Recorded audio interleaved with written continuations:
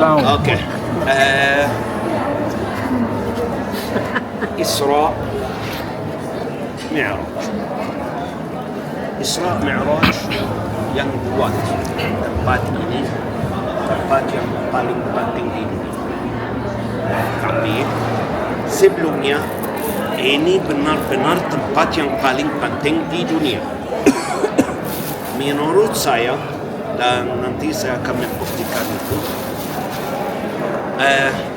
persis tempat ini atau puncak Gunung Muria itu tempat yang tercinta oleh Allah di bumi, lebih daripada semua tempat di dunia.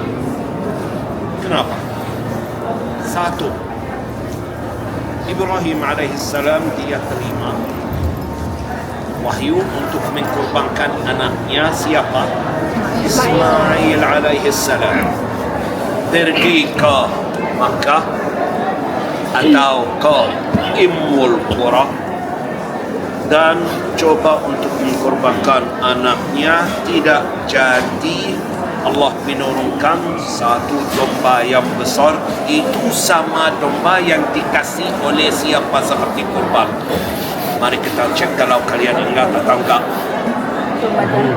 Siapa? Qabil atau Habil? Habil. Habil. Habil. Habil yang kasih yang gandum yang terjelek. Jadi Habil bapa ibu itu yang dia kasih kurban kepada Allah yang nanti akan dikorbankan. Di mana? Di Makkah. Itu sama karena Allah menurunkan itu. Jadi sangat besar di Al-Jannah. Dikorbankan oleh Ibrahim dan anaknya Ismail alaihissalam. Okay. Allah minta dari Ibrahim dan Ismail untuk taruh atau buat dasar Al-Ka'bah. Cuma dasarnya.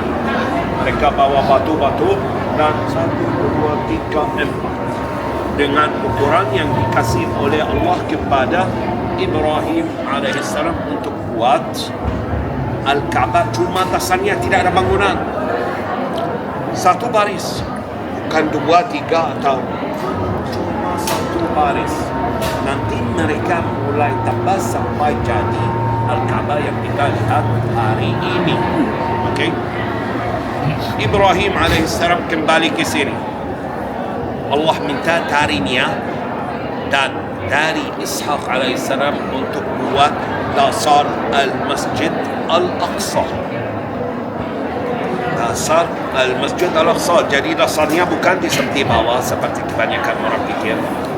Dasarnya bukan di sekitar sini, tetapi di puncak gunungnya, di batu karang yang nanti saya akan tunjukkan ini.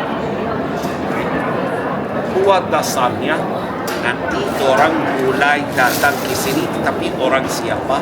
Orang Kan'ani. Mereka buat candi di sini kepada Baal. Mereka selalu taruh kurban yang itu apa?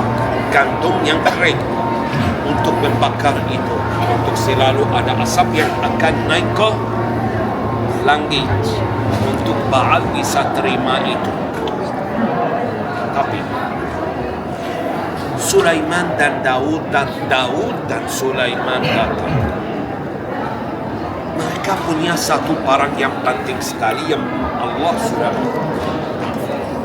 sudah minta dari mereka untuk buat ruang kepada barang itu. Barang itu apa? Cincin. Cincin itu satu barang yang kecil yang di dalam kotak atau box. Tabut perjanjian yang di dalamnya ada apa? 10 perintah Allah yang yang jatuh, yang dihancur oleh Musa ketika dia turun dan lihat suku-suku Israel mereka berdoa atau solat kepada lembu emas. Satu. Kedua, al-manna was-salwa, makanan dari al-jannah. Yang ketiga itu tongkat Musa alaihi salam yang jadi ular, yang terbelah Laut Merah, dan jadi juga mari kita bilang hampir kuasaan dunia. Yang keempat ada cerita tetapi bukan 100% benar, cincin Sayyidina Sulaiman alaihissalam. Kita tak tahu tentang nanti Sayyidina Sulaiman dia yang taruh itu di dalam hati. Jadi Sayyidina Sulaiman alaihissalam dia membangun bait Allah dari batu-batu yang sangat besar. Kenapa? Karena cuma jin yang bisa angkat batu-batu seperti itu.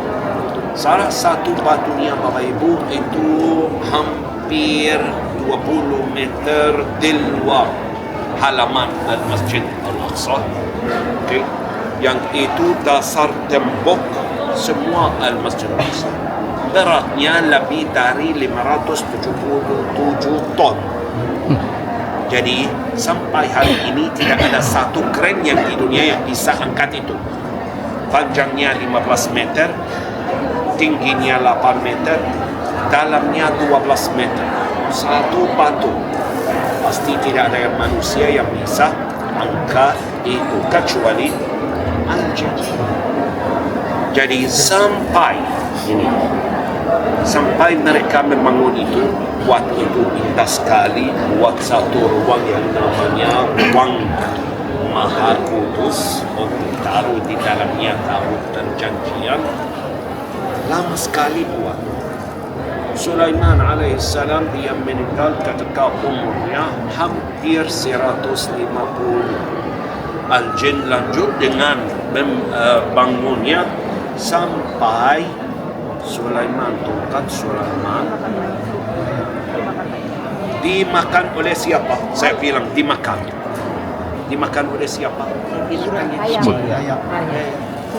untuk jadi itu kosong di dalam, jatuh.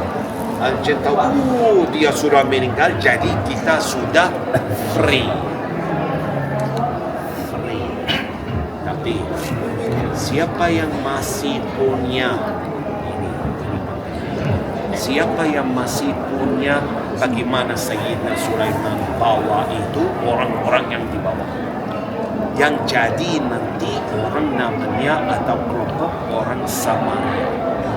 Karena hari ini orang Samaria orang yang masih main-main dengan sihir yang dipakai oleh al-jin, yang diajarkan oleh siapa?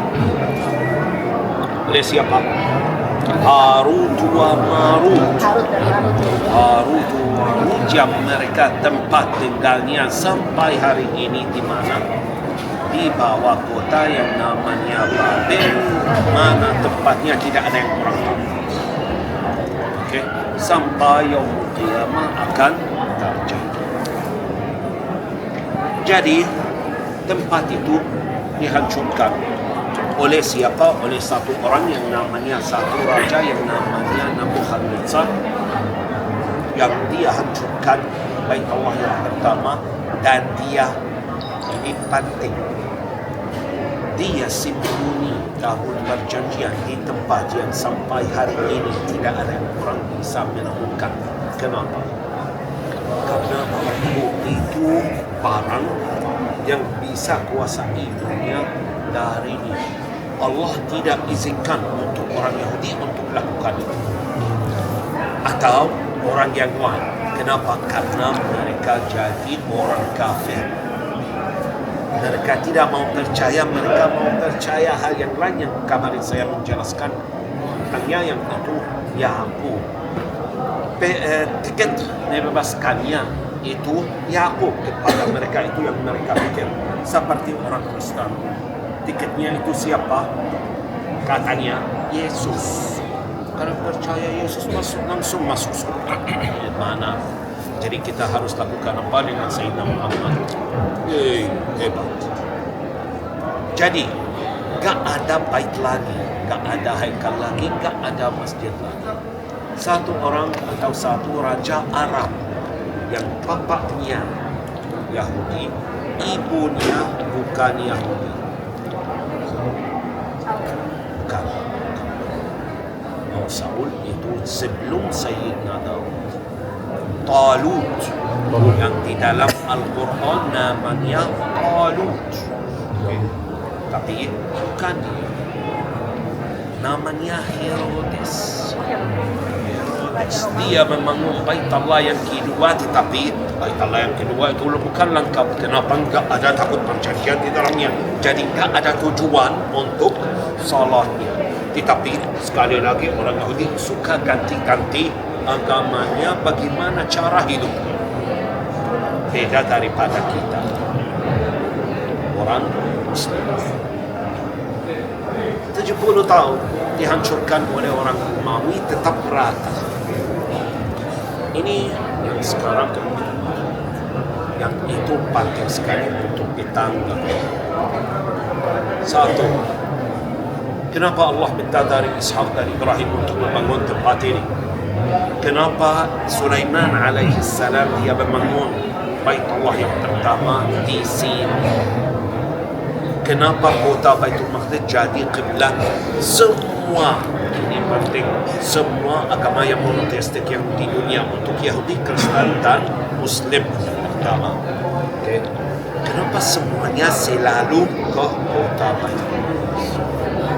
Ini sebentar jawabnya, tetapi mari saya menjelaskan tentang Isra dan Isra dan Mi'raj Bapak Ibu itu cara yang dikasih oleh Sayyidina Muhammad karena dia jadi orang.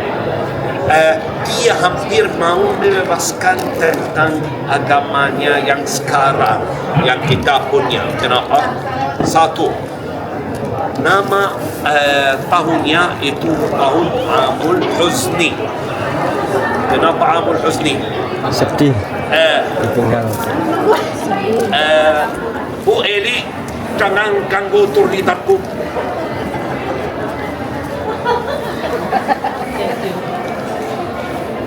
Jadi $10.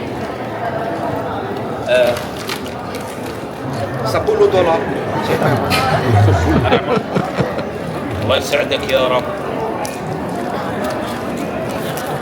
Bawa belakang. Ada yang mau sini?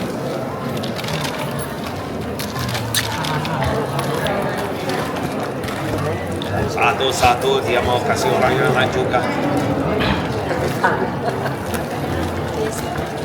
Tidak? Dia mau. Oke. Kosongkan itu karena dia mau kotaknya untuk punya lagi. Ayo. Bagi. Jangan makan di dalam al-masjid. Kalau perlu sempat. Kotaknya, mana kotaknya? Kotaknya kembali.